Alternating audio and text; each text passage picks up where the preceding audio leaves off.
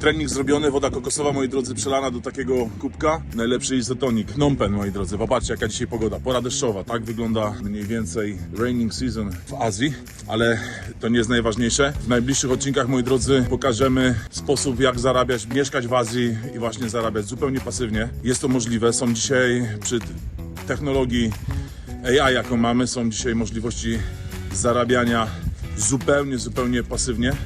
No i cieszyć się właśnie takimi widokami, takim miejscem, więc zaobserwuj po więcej. A ty kiedy wbijasz? Azja to nie marzenie, to kierunek. Kambodża, Tajlandia, Filipiny. Ogarniamy wszystko.